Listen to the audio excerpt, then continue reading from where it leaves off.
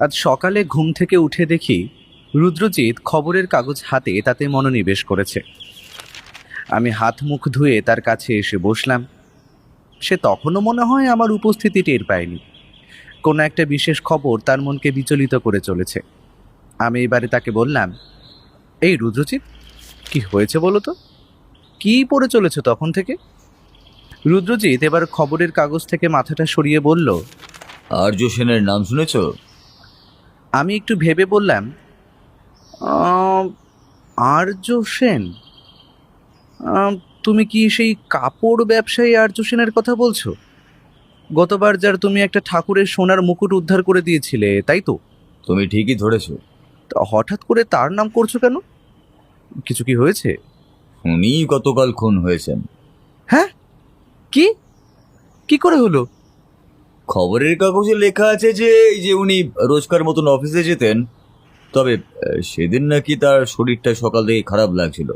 দুপুরে তিনি নাকি কিছুই না খেয়ে ঘুমোতে যান, আর সেই মুহূর্তেই ওনাকে কেউ বা কারা এসে গুলি করে খুন করে।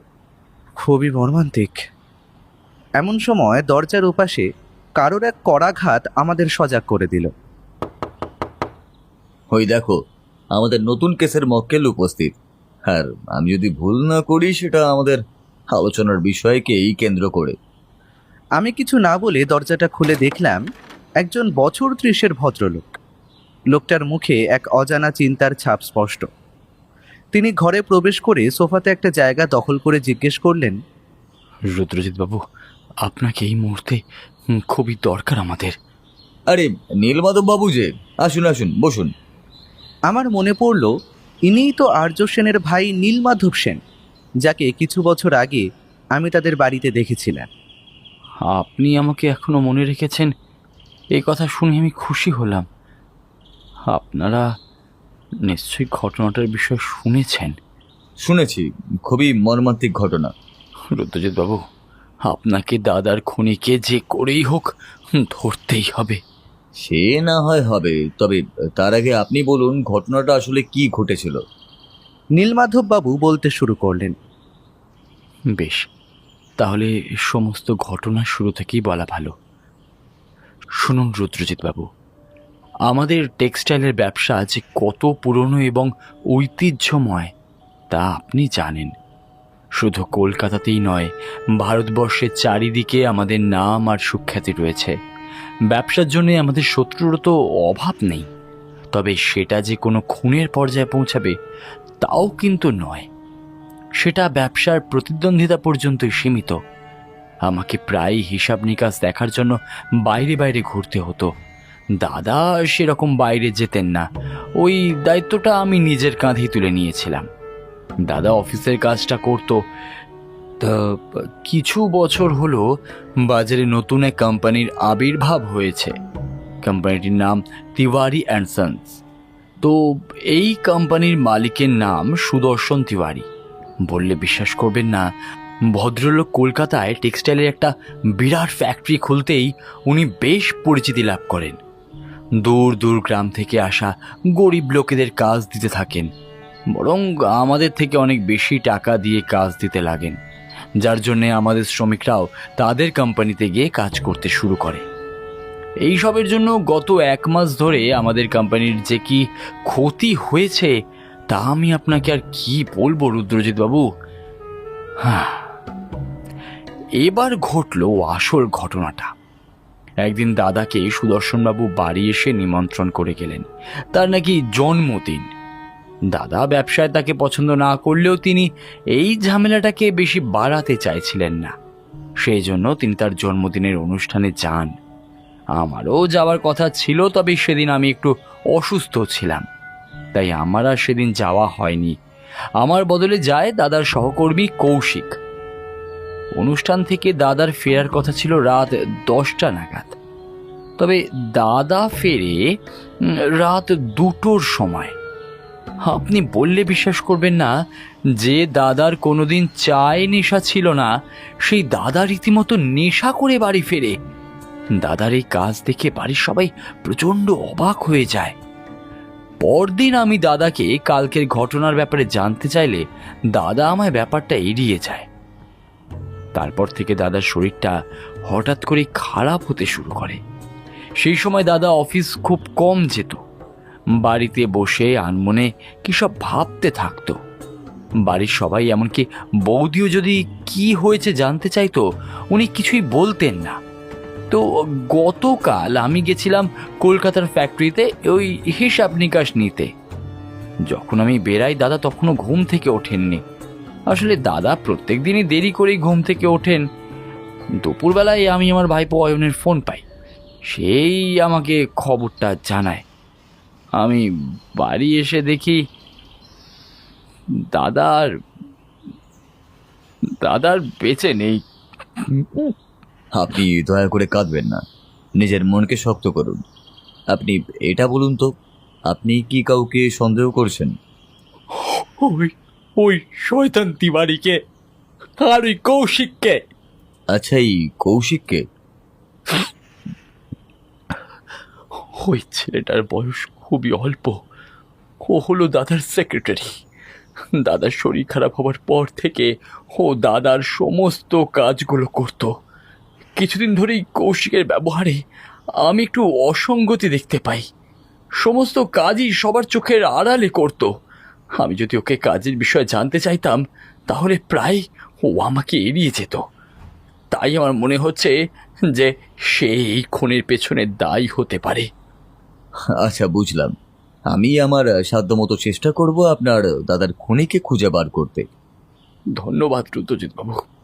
আপনি কি চা খাবেন? না না আব্বা, আজ থাক, সেটা না হয় অন্য দিন হবে।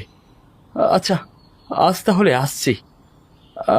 আপনারা তাহলে কখন যাবেন? আজ বিকেলেই আমরা পৌঁছে যাব। আমাদের কথাবার্তা শেষ হতে নীলমাধববাবু বিদায় নিলেন। তিনি চলে যাওয়ার পর আমি রুদ্রজিৎকে বললাম, রুদ্রজিৎ, নীলমাধববাবুর কথায় তো মনে হলো যে তিনি ওই সুদর্শনবাবু আর ওই কৌশিক নামের ছেলেটাকেই দোষী মনে করছেন। শুভময়, ওনাদের বাড়ি না গিয়ে পরিবেশটা না দেখলে বোঝা মুশকিল যে কে খুনি। তবে আমরা এই মুহূর্তে নীলমাধববাবুকেও খুনি ধরেই চলবো। সে তো অবশ্যই, এটাই তো আমাদের কাজ। তাহলে বিকেলে যাচ্ছি তো? হ্যাঁ, আজ বিকেলেই যাব। বিকালে আমরা বিবেকানন্দ লেনে পৌঁছলাম। এই লেনের মধ্যেই সেনবাড়ি রয়েছে। এই দিকে লোকজনের কোলাহলটা অন্যান্য অঞ্চলের থেকে খানিকটা কম। এই দিকের প্রায় প্রত্যেকটা বাড়ি সচ্ছল। বহুদিন আগে এই দিকে এসেছিলাম আর্যবাবুদেরই একটা কেসের মীমাংসার জন্য।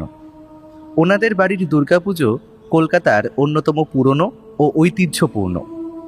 সেই বাড়িরই দুর্গা ঠাকুরের সোনার মুকুট চুরি হয়ে গেলে রুদ্রজিতের ডাক পড়ে। পরে জানা যায় যে নীলমাধববাবুর স্ত্রী রীমা দেবীকে আর্য দেবীর মা সেই মুকুট রাখতে দেন। রীমা দেবীর হঠাৎ করে স্মৃতিশক্তি হ্রাস পাওয়ার অসুস্থতা ছিল। পরে ওনার তা মনে পড়তে তিনি সেই মুকুটটা ফিরিয়ে দেন। খানিকটা হাঁটতেই আমরা সেনবাড়ির সামনে এসে পৌঁছলাম।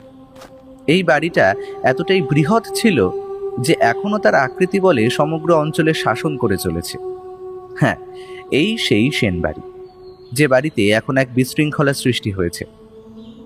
বাড়িটার ফটকের সামনে দাঁড়িয়ে থাকা দারোয়ানকে রুদ্রজিৎ নিজের পরিচয় দিতেই সে সম্ভবত আমাদেরকে চিনতে পারে। এক সরল হাসি হেসে ফটকের দরজা খুলে দেয় সে। তারপর সামান্য হাঁটা পথ পেরিয়ে আমরা বাড়ির সামনে এসে দাঁড়ালাম। দারোয়ান কাউকে ডাকার জন্য বাড়ির ভেতরে চলে যায়। বাড়ির বাইরে একটা সুন্দর বাগান রয়েছে। বাড়িটা দেখে বোঝা যায় বাড়িটা বাইরে থেকে যতটা সুন্দর, ভেতর থেকে তার চেয়েও বেশি সুন্দর। কিছু বছর আগের সেনবাড়ি আর আজকের সেনবাড়ির মধ্যে রয়েছে বহু তফাৎ। আধুনিকতার ছোঁয়া লেগেছে এই বাড়িতে। রুদ্রজিৎ এসে থেকে চারিদিকটা দেখে চলেছে। এমন সময় দারোয়ান আমাদের বাড়ির ভেতরে প্রবেশ করার জন্য নির্দেশ দিল। বাড়ির ভেতরে একটা চেয়ারে বসেছিলেন নীলমাধববাবু। আমরা তার কাছে এগিয়ে গেলাম। আরে, আপনারা এসেছেন, আসুন আসুন, বসুন বসুন। নীলমাধববাবু, এখন বসলে হবে না, আপনি বরং আমাদেরকে ঘটনাস্থলে নিয়ে চলুন। নীলমাধববাবু আমাদের তার ইশারায় আসতে বললেন। এক পাশ দিয়ে চলে যাওয়ার সিঁড়িটা দিয়ে দোতলার ঘরগুলো দুদিকে ভাগ হয়ে যাচ্ছে। সেখানে উঠে ডান দিকের 3 নম্বর ঘরটা আর্যবাবুর। আচ্ছা নীলমাধববাবু, বাড়ির সবাই কোথায়? কাউকে তো দেখতে পাচ্ছি না। আসলে বাড়ির সবাই গেছে থানাতে। থানা থেকে ওই জিজ্ঞাসাবাদ করার জন্য সবাইকে ডেকেছে। আপনি আর ওই বাইরে দাঁড়িয়ে থাকা দারোয়ান। আমাদের গতকালই বাড়িতে জিজ্ঞাসাবাদ করা হয়েছিল। আসলে বৌদি চাইছিলেন না যে বাড়িতে এরপর আর কোনো রকম সমস্যার সৃষ্টি হোক, তাই সবাই সেইখানেই গেছে। আপনার হয়তো সমস্যা হবে তদন্ত করতে, কি তাই না? সে একটু হবে বই কি, তবে আমি তো এখনো আছি, পরে না হয় জিজ্ঞাসাবাদ করা যাবে। আমরা ঘরে প্রবেশ করলাম। ঘরের দরজা বাইরে থেকেই বন্ধ ছিল। ভেতরে প্রবেশ করতেই আমার চোখে পড়ল দেওয়ালে টাঙানো একটা ছবি। ছবিটার মধ্যে যে ভদ্রলোক দৃশ্যমান তিনিই হলেন আর্য সেন। ছবিটা সম্ভবত পুরনো। আগে যখন আমরা এই বাড়িতে তদন্ত করতে এসেছিলাম তখন তাকে খানিকটা এরকমই দেখতে ছিল। নীলমাধববাবু আমাকে ছবিটার দিকে তাকিয়ে থাকতে দেখে তিনি বললেন, দাদা সত্যি খুব ভালো মানুষ ছিল, আমাকে প্রচণ্ড ভালোবাসতো। তিনি ছিলেন খুবই ঠান্ডা প্রকৃতির। তাকে যে কে মারলো, কে জানে। রুদ্রজিৎ ঘরে তদন্ত শুরু করে দিয়েছে। ঘরে রয়েছে একটা বড় বিছানা, একটা আলমারি, ড্রেসিং টেবিল, এছাড়া একটা ঘর সংলগ্ন বাথরুম। রুদ্রজিৎ প্রথমে বিছানাটার কাছে গেল। সেটা এখনো অগোছালো অবস্থায় রয়ে গেছে। সম্ভবত পুলিশে বারণ করেছে তাদের ঘরটা পরিষ্কার করতে। বিছানার ওপর ছড়িয়ে ছিটিয়ে রয়েছে কিছু খবরের কাগজ। রুদ্রজিৎ একটা রুমাল হাতে সেগুলোকে সরিয়ে পাশে রাখল। না, কিছুই পাওয়া যাচ্ছে না। রুদ্রজিৎ এবার নীলমাধববাবুকে জিজ্ঞেস করলেন, আচ্ছা নীলমাধববাবু, আপনার দাদা মানে আর্যবাবুকে যখন কেউ গুলি করলো তখন আর্যবাবু কীরকম অবস্থায় ছিলেন? মানে আমি বলতে চাইছি যে বিছানার ওপরে শুয়েছিলেন না মেঝেতে পড়ে গেছিলেন? আসলে রুদ্রজিৎ বাবু, সেই সময় আমি তো বাড়িতে ছিলাম না। আমি সবটাই ফোনে জানতে পারি। আর আমি যখন বাড়ি ফিরি তখন পুলিশ এসে দাদার মৃতদেহটাকে নিয়ে চলে গেছে। বুঝলেন নীলমাধববাবু, ওপরে আমি সেরকম কিছুই পেলাম না। আর বাড়িতেও কেউ নেই বলছেন, তাহলে আজ আমার কোনো কাজ নেই। আমি বরং এখন আসছি, কিছুদিন পর আমি অবশ্যই এখানে আবার আসব। রুদ্রজিৎ, বাড়িতে দারোয়ান কিন্তু রয়েছে, তার সাথে কথা বলা যেতে পারে, কি বলো? আরে তাই তো, বেমালুম ভুলেই গেছিলাম যে দারোয়ান এখানে রয়েছে। নীলমাধববাবু, আপনি বরং ওকে ডেকে দিন। নীলমাধববাবুর সাথে আমরা নিচে নেমে এলাম। নীলমাধববাবু দারোয়ানকে ডাকলেন, নকুল, এই নকুল, এইদিকে শুনে যা। বাইরে থেকে নকুল হন্তদন্ত হয়ে ঘরে এসে বলল, বাবু, বলি ডাকতেছিলেন? তোকে এই বাবুরা কিছু প্রশ্ন জিজ্ঞাসা করবেন, তার সঠিক উত্তর দিবি কিন্তু। ভুল হলে তো জানিসই আমি তোর কি হাল করব। নীলমাধববাবুর শেষ কথাগুলো তিনি একটু হেসে আর চাপা স্বরেই বললেন। আমরা সবাই সোফাতে আশ্রয় গ্রহণ করলাম। নীলমাধববাবু নিতাইকে চা আনতে বললেন। নিতাই এই বাড়িরই এক চাকর। দীর্ঘ সময় ধরে সে সেনবাড়ির হয়ে কাজ করে আসছে। সে নীলমাধববাবুর কথা মতো চা আনতে চলে গেল। রুদ্রজিৎ নকুলকে জিজ্ঞেস করলো, আচ্ছা নকুল, তুমি এই বাড়িতে কতদিন ধরে কাজ করছো? দিন কি বলতেছেন বাবু? 10টা বছর ধইরা এই বাড়ির লইয়া কাজ করতেছি। সেদিন সকাল থেকে বাড়িতে ঠিক কি কি ঘটনা ঘটেছিল একটু বলো তো। নকুল এবারে বেশ ভয় পেয়ে গেল। আসলে যখন থেকে আমরা বাড়িতে এসেছি তখন থেকেই সে খুব ভয় পেয়ে আছে। সে একবার ঢোক গিলে নীলমাধববাবুর দিকে তাকিয়ে বলতে শুরু করলো, আসলে বাবু, সেদিন আমার কাজে আসতে একটু দেরি হইয়া গেছিল। আমার কাজ হচ্ছে বাড়ি পাহারা দেওয়া আর ওই বাগানটারে দেখাশোনা করা। আইগের দিন রাইতে আমার ছুটি ছিল কি না, সকালে আমি এসে চারিদিকটা দেখছিলাম যে কোনটা কি করতা হইব। বড়বাবু আমার সাথে দেখাও কইরা গেছিলেন। আমায় কইল, নকুল দেখিস এইবার যেন বাগানে প্রচুর ফুল ফুটে। তবে তার হইল কই বাবু, দুপুরে একখান জোর গুলির আওয়াজ পাই। চারিদিকে হইচই পইরা গেছিল। খোকা বাবু আমায় আইসা বলেন যে কেউ নাকি আইসা বড় বাবুকে খুন কইরা দিয়া গেছে। বাবু, আমি তো বিশ্বাস করতে পারি নাই। তুমি কি কাউকে বাড়িতে ঢুকতে দেখোনি? না বাবু, আমার পরিষ্কার মনে আইছে কেউ বাড়িতে আসেনি কো। তবে তবে খোকা বাবু আইসেছিল। খোকা বাবু তো বড় বাবু ছেলে, তাকে নিয়ে চিন্তা নাই। ঠিক আছে নকুল, তুমি এবার আসতে পারো। আমাদের কথা শেষ হতে নিতাই চা নিয়ে এসে হাজির হলো। ও যেন নকুলের বলা শেষ কথাটা শুনতে পেয়েছে। নিতাই বলল, চিন্তা তো ওই খোকা বাবুকে নিয়েই। রুদ্রজিৎ তার দিকে জিজ্ঞাসু দৃষ্টিতে তাকিয়ে বলল, কেন বলুন তো? নীলমাধববাবু এবার নিতাইকে ধমক দিয়ে বলল, আরে এই কি যাতা বকছিস তুই? যা যা, নিজের কাজ মন দিয়ে করে যা যা। নিতাই চলে গেলে রুদ্রজিৎ নীলমাধববাবুকে জিজ্ঞেস করলো, ও কি বলে গেল? আরে ও কিছু না রুদ্রজিৎ বাবু, আপনি চাটা খান না, ঠান্ডা হয়ে যাচ্ছে যে। আপনি আমায় নিয়ে এসেছেন আপনার দাদার খুনিকে ধরতে। আপনি যদি চান তাহলে বলুন কি হয়েছে। যদি সন্দেহের তালিকা বলেন তাহলে খোকা বাবু, মানে দাদার ছেলে অয়নও এর মধ্যেই পড়বে। রুদ্রজিৎ চায়ে চুমুক দিয়ে বলল, সেটা কিভাবে? আসলে অয়ন হলো দাদার দত্তক নেওয়া পুত্র। বৌদির বাচ্চা হওয়ার ব্যাপারে অনেক সমস্যা ছিল।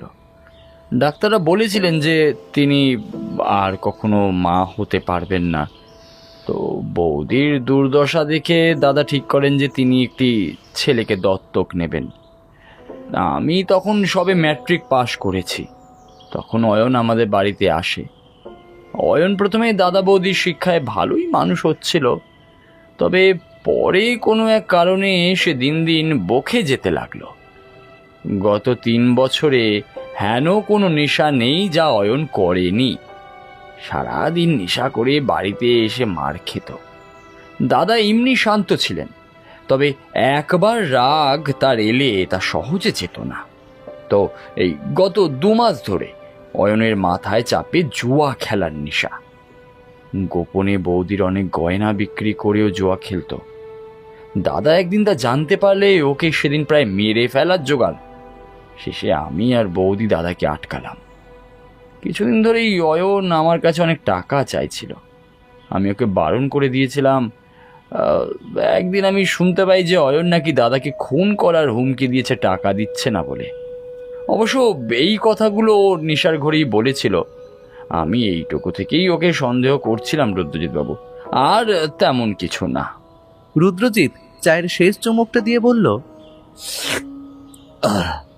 আচ্ছা ঠিক আছে, আমি আজকের মতো আসছি। আমি কাল অথবা পরশু আবার আসবো নীলমাধববাবু, ঠিক আছে?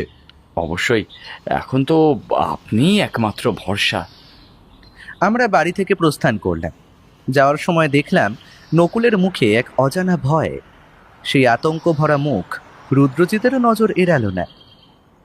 রাতে খাবার টেবিলে বসেছিলাম। সেন বাড়ি থেকে ফিরে এসে সন্ধ্যাবেলায় আর কিছু খাওয়া হয়নি, তাই ঠিক করলাম যে আজ তাড়াতাড়ি করে খেয়ে নেওয়া যাক। রুদ্রজিৎ সেই থেকে কিছু একটা ভেবে চলেছে। সম্ভবত নিজের মস্তিষ্কে এই কেসটার ব্যাপারে ছক কষে চলেছে। তাকে চুপ করে বসে থাকতে দেখে কৃষ্ণা কুমারী বলল, কি হলো, তোমরা খেয়ে নাও, কখন তো খাবার দিয়েছি। রুদ্রজিতের ঘোর কাটতেই বলল, আরে হ্যাঁ হ্যাঁ খাচ্ছি। হুম, কি ভাবছো বলো তো তুমি? আজ ওখান থেকে আসার সময় নকুলের মুখটা দেখলে কি একবার কিছু একটা বলতে চাইছিল যেন, তবে কোনো কারণে হয়তো ভয় পেয়ে আছে। ওকে সম্ভবত কেউ ভয় দেখাচ্ছে, যার জন্য ও কিছু বলতে পারছে না। হতেই পারে। তবে কাল আমরা একবার যাব সুদর্শন বাবুর সাথে দেখা করতে। ভদ্রলোকের কাজকর্ম শুনে বোঝাই যাচ্ছে যে তিনি বিশেষ সুবিধার পাত্র নন। আমাদের জানতে হবে যে সেদিন আসলে কি ঘটেছিল যে আর্যবাবু সুদর্শন বাবুর অনুষ্ঠান থেকে নেশা করে বাড়ি ফিরলেন, আবার তারপরে ওনার এরকম আকস্মিক পরিবর্তন। না না সময় বেশ গোলমেলে কেস আছে বুঝলে। তাহলে ওই বাড়িতে কবে যাবে? সেন বাড়িতে যাওয়ার এখনো কোনো পরিকল্পনা করিনি। ওখানে গিয়ে আর একটু জিজ্ঞাসাবাদ করতে হবে, বিশেষ করে আর্যবাবুর ছেলের অয়নের সাথে। আমি মাথা নাড়িয়ে সম্মতি জানালাম। খাওয়া দাওয়া শেষ করে আমরা তাড়াতাড়ি নিদ্রায় আমাদের শরীরকে আত্মত্যাগ করলাম। সকাল সকাল আমি আর রুদ্রজিৎ বেরিয়ে পড়লাম তিওয়ারি অ্যান্ড সন্সের উদ্দেশ্যে। সুদর্শন বাবুর যে বড় দোকান তা কলকাতাতেই অবস্থিত। ট্যাক্সি করে এসে আমরা সরাসরি নামলাম তার দোকানের সামনে। দোকানের ভেতরে ভীষণ রকমের ভিড়। সেই ভিড়কে পেছনে ফেলে আমরা সুদর্শন বাবুর অফিস ঘরের সামনে এসে দাঁড়ালাম। বাইরে তারই এক দারোয়ান দাঁড়িয়েছিল। সে ভেতর থেকে অনুমতি নিয়ে এলে আমরা ভেতরে প্রবেশ করি। সুদর্শন বাবুর নামের সাথে চেহারার ভালোই মিল রয়েছে। বেশ মোটাসোটা, মেটে, আর মাথায় রয়েছে টাক, আর চোখে একটা চশমা। ভদ্রলোক যেন এতক্ষণ আমাদের জন্যই অপেক্ষা করছিলেন। ঘরে ঢুকতে তিনি বললেন, আরে আসুন আসুন রুদ্রজিৎ বাবু, এই বসুন বসুন। আপনিও বসুন শুভময় বাবু, আপনাদের জন্যই তো অপেক্ষা করছিলাম। আমি আর রুদ্রজিৎ অবাক হলাম। ভদ্রলোক আমাদের সম্বন্ধে কি করে জানলেন? যদি জেনেও থাকে তাহলে আমাদের জন্য অপেক্ষা করছিল বলতে ভদ্রলোক কি ইঙ্গিত করলো? আপনি আমাদের কি করে চিনলেন, আর আপনি কি করে জানলেন যে আমরা আজ আসবো?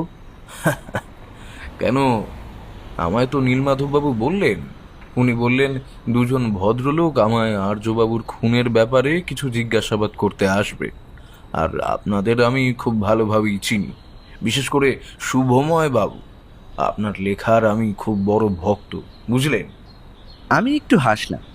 আসলে কেউ আমার লেখার তারিফ করলে তাকে আমার খুবই ভালো লাগে। রুদ্রজিতের চোখে কিন্তু শিকারী দৃষ্টি। সে বলল, আচ্ছা, বুঝলাম। আমাদের কিছু জিজ্ঞাসাবাদ করার আছে আর্যবাবুর খুনের ব্যাপারে। অবশ্যই, সে তো নিশ্চয়ই জিজ্ঞাসা করবেন। আমি তো আছি। তার আগে আপনারা বসুন। সেই থেকে দাঁড়িয়ে রয়েছেন। আর আপনারা চা খাবেন? আমরা সম্মতি জানিয়ে তার সামনে থাকা দুটো চেয়ার দখল করে বসলাম।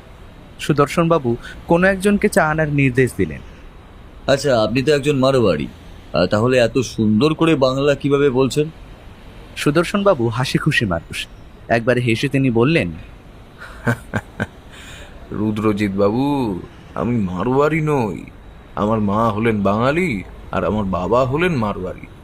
প্রথমে আমি ব্যবসা গুজরাটে করতাম, তবে হাতে কিছু টাকা পয়সা আসার পর ঠিক করি যে এই কলকাতার মতো জায়গায় ব্যবসা করার জন্য অতুলনীয়।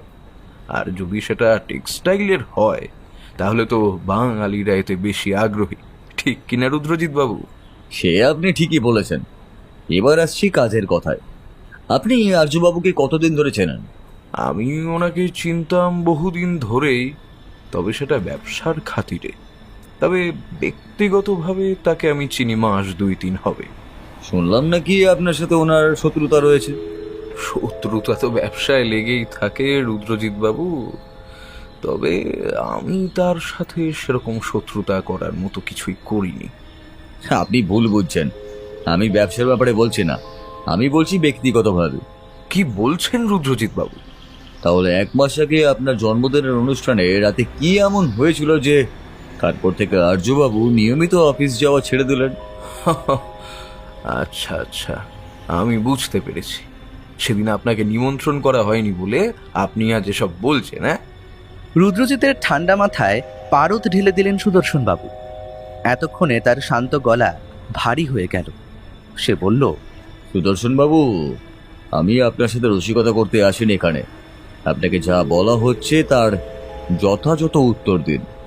সুদর্শনবাবু রুদ্রজিতের এই আকস্মিক পরিবর্তনে খানিক থতমত খেয়ে বললেন, আসলে সেদিন আর্যবাবুর অনুষ্ঠানে আসতে বেশ দেরি হয়ে গেছিল।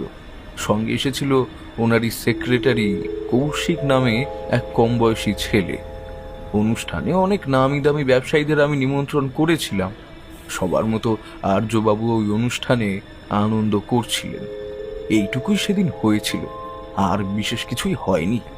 তাহলে সেদিন আর্যবাবু মদ্যপান করে বাড়ি গিয়েছিলেনই বা কেন? যে আর্যবাবু কখনো কোনো কিছুতে নেশা করতেন না, তাহলে সেদিন ওনার কি এমন হয়েছিল যে উনি নেশা করে বাড়ি ফিরলেন? রুদ্রজিৎ বাবু, কে নেশা করবে আর কে করবে না সেটা আমি জানি না, তবে আমার এইটুকু মনে আছে সেদিন ওনাকে কৌশিকবাবু বেশ জোরাজুরি করছিলেন মদ্যপান করার জন্য। সেই জন্যই হয়তো। আমাদের কথাবার্তার মাঝে বাইরে থেকে চা দিয়ে গেল। চা খেতে খেতে রুদ্রজিৎ বলল, আজ আর সেরকম কিছু জিজ্ঞাসা করার নেই আপাতত।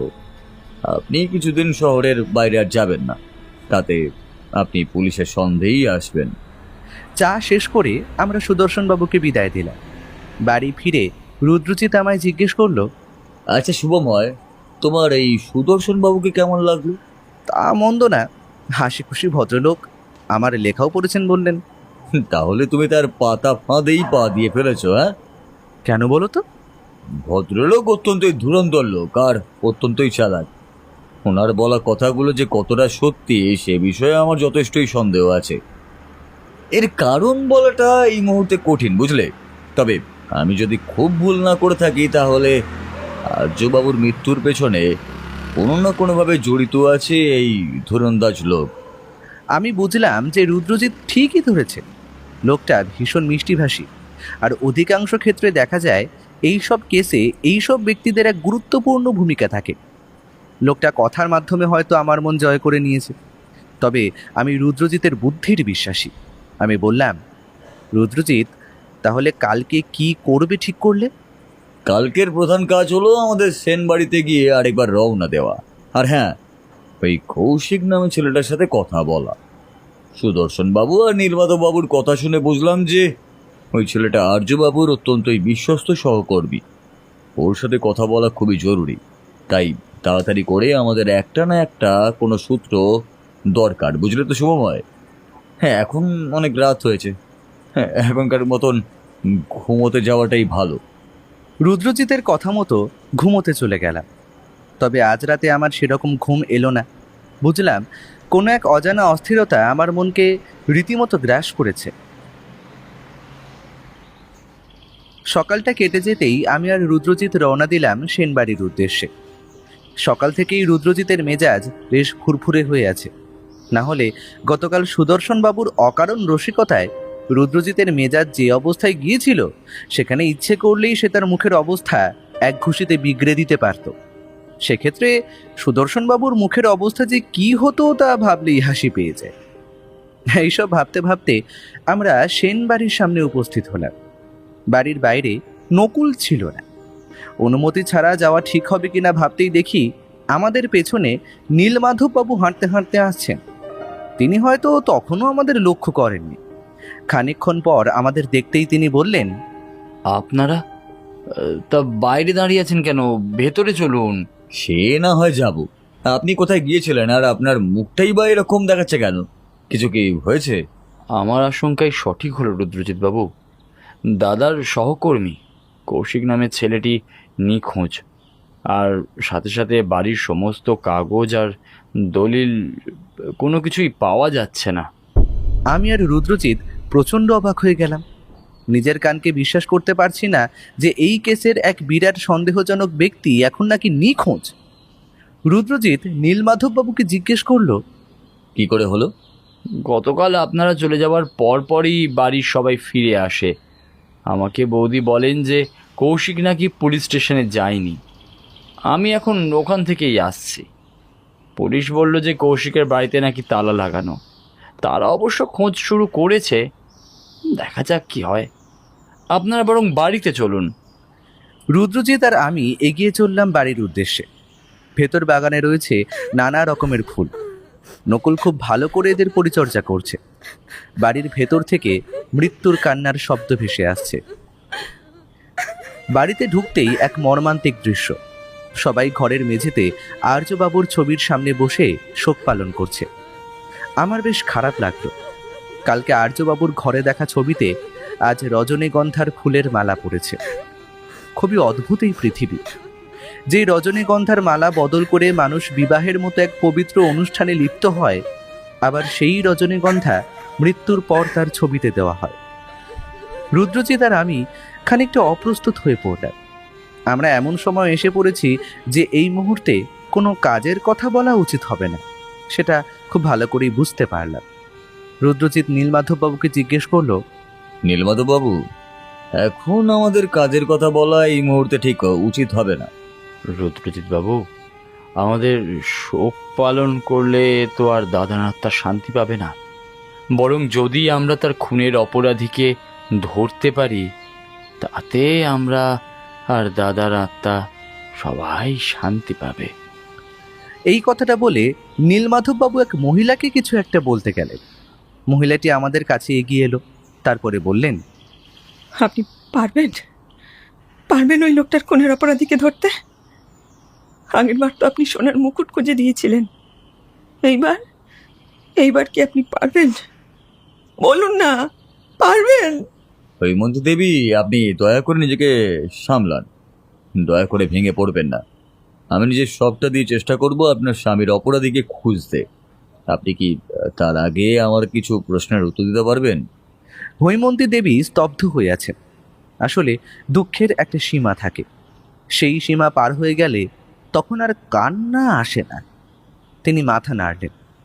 রুদ্রজিৎ হৈমন্তী দেবীকে জিজ্ঞেস করলো, আপনি আমায় বলুন তো, সেদিন সকাল থেকে ঠিক কি কি ঘটেছিল? উনি সেদিন অনেক দেরি করে ঘুম থেকে উঠেছিলেন। অন্যান্য দিন উনি অফিস গেলেও সেদিন উনি বলেন যে ওনার শরীরটা বিশেষ ভালো নেই, সেজন্য দুপুরের খাবারও তিনি খেতে আসেননি। দুপুর নাগাদ ওই গুলির আওয়াজ আমি শুনতে পাই। প্রথমে বুঝতে পারিনি যে ওটা ওনার ঘর থেকে, তবে তবে এটা বুঝতে পারি যে বাড়িতেই কোথাও একটা এই শব্দটা উৎপন্ন হয়েছে। যখন দেখি চারিদিকের পরিবেশটা ঠিক আছে, তখন তখন তখন আমার ওনার কথা মনে পড়ে।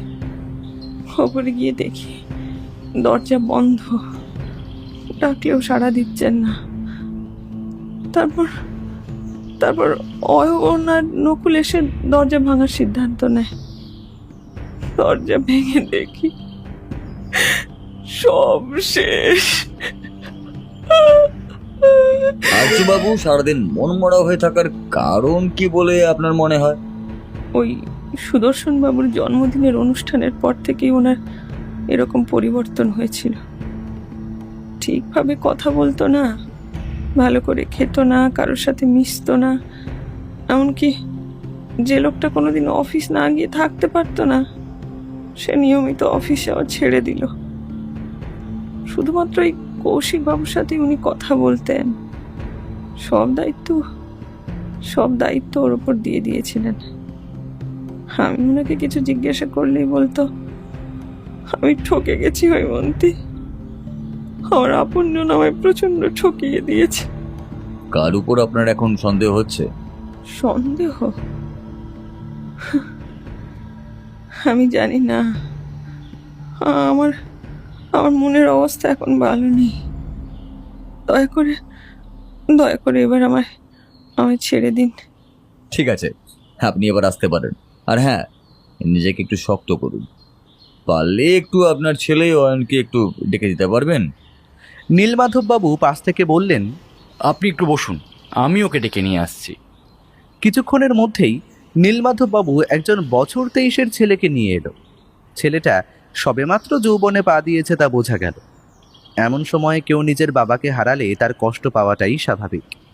তবে ছেলেটার মনে যেন ঘটনাটা দাগ কাটতে পারেনি, তা আমি বেশ ভালোই বুঝলাম। ফুর্তির জীবনে তার কাছে নেশাটাই হলো সব। অল্প বয়সে তার চোখে মুখে নেশার একটা সামান্য ভাব দেখা গেল। আরে অয়ন, এসো, বসো বসো। তোমার সাথে আমার কিছু কথা আছে। কি কথা? দেখুন, আপনাদের সঙ্গে কোনো কথা তো আমার থাকতে পারে না। থাকতে পারে। তোমার বোঝা উচিত যে এখন তোমার বাবার মৃত্যুর পেছনের কারণ খোঁজার দায়িত্ব আমাদেরই। তাই তুমি যদি আমাদেরকে সাহায্য না করো, তাহলে সেক্ষেত্রে তোমাকেই আমরা দোষী বলেই মনে করব। অয়নের মুখে প্রচণ্ড রাগের একটা ছবি দেখা গেল। সে বলল, আপনি আমার বাড়িতে এসে আমাকেই হুমকি দিচ্ছেন? অয়ন, তোমাকে ঠিক যা যা জিজ্ঞাসা করা হবে তুমি তার ঠিক ঠিক উত্তর দেবে, না হলে আমার চেয়ে খারাপ কিন্তু আর কেউ হবে না। নীলমাধববাবুর কথাতে মনে হয় কাজ হলো। তার মুখে একটা ভয়ের ছায়া দেখা গেল। বলুন, কি জানতে চান? নীলমাধববাবু আমায় পাশ থেকে ফিসফিস করে বললেন, ছেলেটা আমায় জমের মতো ভয় পায়, বুঝলেন সৌম্যবাবু। ছেলেটা ভালো, তবে তার হঠাৎ বকে যাওয়ার কারণ আসলে দাদা নিজেই ছিলেন। আসলে তার আশকারাতেই ছেলেটার এমন অবস্থা হয়েছে। অয়ন, আমি শুনেছি নাকি তুমি তোমার বাবাকে হুমকি দিয়েছিলে, এটা কি ঠিক? না, ওটাকে হুমকি দেওয়া বলে না। আমার মাথাটা সেদিন হঠাৎই গরম হয়ে গেছিল, সেই জন্য রাগের মাথায় আমি তাকে উল্টোপাল্টা বলে দিয়েছি, হুমকি মোটেই দিইনি। রাগের মাথায় কেউ তার বাবাকে মৃত্যুর হুমকি দেয়, সেটা তো জানতাম না। লোকটা মরেছে, ভালো হয়েছে।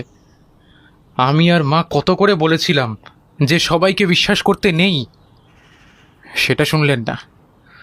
এখন উনি নিজের পাপের শাস্তিই পাচ্ছেন। নীলমাধববাবু অপ্রস্তুত হয়ে পড়লেন। আমতা আমতা করে বললেন, অয়ন, নিজের বাবার সম্পর্কে কেউ এইরকম করে কথা বলে? ভালো করে কথা বলো। বিশ্বাস করতে নেই মানে? কাকে বিশ্বাস করতে নেই বলছো তুমি?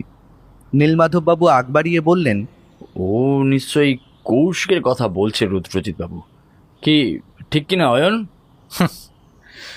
আমি এখন আসছি, আমার আর ভালো লাগছে না। নীলমাধববাবু অয়নকে আটকাতে গেলে রুদ্রজিৎ তাকে বারণ করে, মানে সে এখন যেতে পারে। নীলমাধববাবু, আমরা এখন আসছি, এখানেই আমাদের কাজ আপাতত মিটে গেছে। আচ্ছা চলুন চলুন, আপনাদেরকে আমি এগিয়ে দিয়ে আসি। ধন্যবাদ, তবে থাক, তার আর দরকার পড়বে না। আপনি বরং বাড়ির সবার পাশে থাকুন, আমরা চলে যেতে পারবো। নীলমাধববাবুকে বিদায় দিয়ে আমরা বাড়ির উদ্দেশ্যে রওনা দিলাম। আমার কেন জানি না মনে হতে লাগলো বাড়ির সবাই কিছু একটা লুকোতে চাইছে আমাদের কাছ থেকে।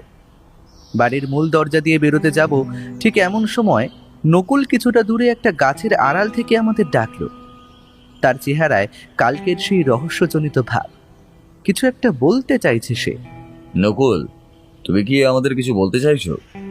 নকুল ঠিকভাবে কথা বলতে পারছে না। প্রচণ্ড উত্তেজনায় আর ভয়ের কারণে ওর মুখ থেকেও কথা বেরোচ্ছে না। আমার ব্যাগে সবসময় একটা জলের বোতল থাকে, ঘন ঘন তৃষ্ণা পাওয়ার আমার অভ্যেস আছে। সঙ্গে যা গরম পড়েছে তাতে এইটুকু জলেও কোনো লাভ হয় না। আমি তার দিকে জলের বোতলটা বাড়িয়ে দিতেই ও এক নিঃশ্বাসে বোতলটা খালি করে দিল। নাও, এবারে বলো। বাবু, বাবু একখান কথা কইব। বড় বাবুর মৃত্যুর পেছনে কে আইছে তা আমি জানি বাবু। কে আছে নকুল? বলো বলো, সময় নেই একদম হাতে। আগে বাবু জবে থেকে ওই কি যেন বলে, সুদর্শন বাবুর জন্মদিনের ওখান থেকে ফিরলে তইবে থেকে উনি কেমন জানি হইয়া যান। নকুল, এগুলো আমরা সবাই জানি, তারপর থেকে বলো। বাবু, তইবে থেকেই এক ভদ্রলোক রোজ আইতেন বাড়ির বাইরে, একটা গাড়ি কইরে আইতেন, আর ঠিক সেই সময় বড়বাবু বাইরে বেরোইতেন। আমি কিছু জিজ্ঞাসা করলে আমায় কইতো, তুই নিজের কাজ করগে যা। লোকটার সাথে তোমার বড় বাবুর ঠিক কি কি কথা হতো তুমি কি জানো? সবটা জানি মনে নাই কো, তবে কিছু কিছু শুনছি বাবু। লোকটা বড় বাবুরে কইতেন কবে দিচ্ছেন টাকাগুলো। সেই সময় বড়বাবুও খুব ভয় পেয়ে যেতেন, বলতেন দিয়ে দেব কিছুদিন পর, তাকে নাকি সময় দিতে হইবে। নতুন লোকটাকে কিরকম দেখতে তোমার মনে আছে? বাবু, ভালো কইরা তো মনে নাই, তবে লোকটার মাথায় খানিক টাক ছিল, আর তো না, আর তো সেরকম কিছু মনে নেই বাবু। রুদ্রজিৎ আর আমি একে অপরের দিকে মুখ চাওয়াচাই করলাম। আমরা হয়তো দুজনেই বুঝেছি টাক মাথার লোকটা কে। নকুল, আর কি যেন বলবে বলছিল তুমি? বাবু, সেদিন আপনারা চলে যাওয়ার পরে বড়বাবুর সাথে থাকা ছেলেটা এসেছিল, কি যেন নাম ওনার, হ্যাঁ কৌশিক, সে এসেছিল। সে যাওয়ার পরই ওনার সাথে ছোটবাবু তুমুল ঝগড়া হয়। তারপর বাবু আমি ওনাকে আর বাইরে আসতে দেখিনি। কি বলছো কি নকুল? হ্যাঁ বাবু, এটাই সত্যি। আমি তো দরজায় সব সময় ছিলাম। এমন সময় পেছন থেকে কারো একজনের ডাকে আমরা সজাগ হয়ে গেলাম। পেছন ফিরে দেখলাম নীলমাধববাবু। কোনো একটা কারণে ওনার মুখটা ফ্যাকাশে হয়ে গেছে। উনি বললেন, এ কি রুদ্রজিৎ বাবু, আপনারা এখনো বাড়ি যাননি? আমি কি আপনার কোনো সমস্যা করে দিলাম? আমার সাথে একটু দরকার ছিল নকুলের, তাই কথা বলছিলাম। না না, রুদ্রজিৎ বাবু, আমি আপনাকে ওরকম কিছু একদমই বলতে চাইনি। আমি নকুলকে ডাকতে এসেছিলাম, দরজায় না দেখতে পেয়ে ভাবলাম হয়তো ও বাগান বাড়িতে আসবে, তাই নীলমাধব বাবুর কথা শেষ হতে না হতেই আমি বললাম, এইদিকে বাগান বাড়ি আছে বুঝি? হ্যাঁ, বহুকাল আগেকার একটা আছে বই কি, তবে তা বহুকাল আগেই পরিত্যাগ হয়ে গেছে। এখন সেখানে যত পোকামাকড় আর সাপের বাসস্থান। আচ্ছা আচ্ছা। তাহলে এখন আমরা আসছি নীলমাধব বাবু। আমি নিজের সাধ্যমতো চেষ্টা করব কেসটার সমাধান করার জন্য। আমরা সেখান থেকে তখনকার মতো বিদায় নিলাম। মাথায় অনেক প্রশ্ন জড়ো হয়ে ভিড় করে দাঁড়িয়ে আছে। কেসটার যে কবে একটা সুরাহা হবে কে জানে। সেন বাড়ি থেকে ফেরার পর থেকেই রুদ্রজিৎ কিছু একটা ভেবে চলেছে। ওর চিন্তার প্রশ্নগুলো আমার কাছে অত্যন্ত পরিচিত। তাই আমি ওকে বললাম, কি ভাবছো রুদ্রজিৎ? সুদর্শনবাবুর কথা? শুভময়, অনেক ভাবনাই মাথায় আসছে, কিন্তু কোনটাকে আগে ভাববো সেটা ঠিক বুঝে উঠতে পারছি না। মানে? সুদর্শন বাবুর সাথে যে এই কেসের একটা বড় যোগসূত্র রয়েছে তা আমি তোমাকে আগেই বলেছিলাম। ব্যক্তি যে গভীর জলের মাছ তা বুঝতে আর বাকি নেই। আর এটাও বোঝা যাচ্ছে যে খুনি উনি ছাড়া আর কেউ নন। শুভময়, তুমি ভুল করছো। খুনি যে কে এখনো তা আমাদের কাছে স্পষ্ট নয়। তবে সে যেই হোক না কেন, তার কাছে পৌঁছাতে গেলে আমাদের একজনকে খুবই দরকার, বুঝলে? কাকে? কৌশিক নামের ছেলেটাকে। সেই ছাড়া আর কেউই এই কেসের সুরাহা করতে পারবে না। কি করে? সবাই, এমনকি পুলিশও সন্দেহ করছে যে কৌশিকই খুনি। আবার সে নাকি আর্যবাবুর সহকর্মী ছিল, তার জন্য তাদের মধ্যে খুব ভালো সম্পর্কও ছিল। তাই হতে পারে আর্যবাবুর অসহায় মানসিকতার সুযোগ নিয়ে সমস্ত সম্পত্তির দলিল ও বাড়ির কাগজ সে লিখিয়ে নিয়েছে। এটা হওয়ার সম্ভাবনা সবচেয়ে কম। তুমি দেখো, একজন এত বড় ব্যবসায়ী কখনোই একজন কম বয়সী ছেলেকে সহকর্মী হিসাবে নিযুক্ত করতো না।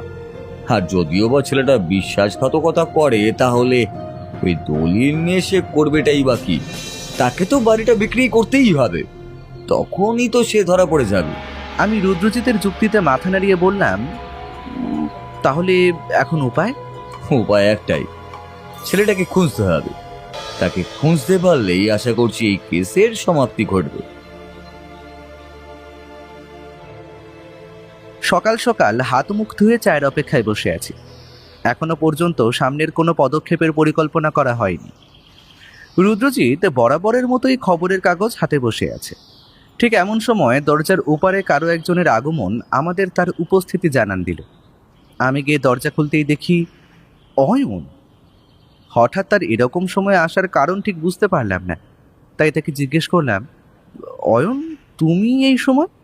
অয়নের চোখে মুখে আতঙ্কের ছাপ লক্ষ্য করা গেল। সে বলল, অনেক বড় সর্বনাশ হয়ে গেছে আমাদের বাড়িতে। কি হয়েছে? নকুল কাকু খুন হয়েছে। ওর পেটে কেউ ছুরি চালিয়েছে। আজকে সকালে নকুল কাকুর দেহ উদ্ধার করি আমি। বরাবর সকালে ঘুম থেকে উঠে আমার বাগানে ঘোরার অভ্যেস রয়েছে। আজও সেরকমভাবেই আমি বাগানে ঘুরছিলাম। বাগান বাড়ির দিকটা আসতেই আমার চোখে পড়ল নকুল কাকুর দেহ। বাড়ির সবাই প্রচণ্ড ভেঙে পড়েছে। পুলিশ এসেছিল, তবে আমি জানি যে ওরা কিছুই করতে পারবে না। আমি কালকে আপনাদের কাজকর্ম দেখেছি, আর আমি জানি যে আপনারা পারবেন আমার বাবা আর নকুল কাকুর খুনিকে ধরতে। আসলে বাবার প্রতি আমার কোনো রাগ ছিল না, রাগ আমার ওনার কাজকর্মের ওপর ছিল। আমি ওনাকে অনেকবার বলেছিলাম যে অজানা কাউকে বিশ্বাস করো না, তবে তা উনি শুনলেনই না। কাল রাতে মা আমায় অনেক করে বুঝিয়েছেন, আর আমি বুঝেছি।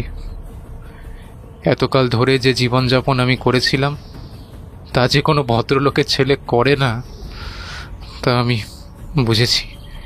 রুদ্রজিৎ আর আমি সমস্ত কথাগুলো শুনে প্রচণ্ড চমকে উঠলাম। আমাদের একমাত্র যে সাহায্য করতে পারতো সে হলো নকুল, সেই কিনা মারা গেল। অয়ন, আমরা এক্ষুনি যাব তোমার সাথে। ব্যাপারটা যে এতটা গুরুতর হয়ে যাবে তা আমি বুঝতে পারিনি। সেই ভালো, আপনি বরং এক্ষুনি চলুন, বিপদকে আর বাড়তে দেওয়া যাবে না। আধ ঘন্টার মধ্যেই আমরা পৌঁছলাম সেন বাড়িতে। বাড়ির বাইরে দুটো পুলিশের গাড়ি চোখে পড়ল। তদন্ত তারা এখনো চালিয়ে যাচ্ছে। বাড়ির বাগানের ডান দিকটাতে অনেক মানুষের ভিড় চোখে পড়ল।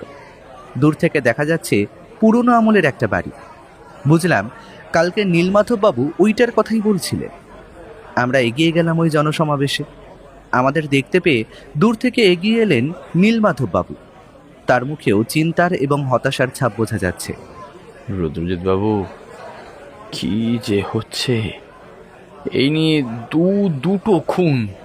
কি করে হলো তা আমি সবটাই শুনলাম অয়নের মুখে।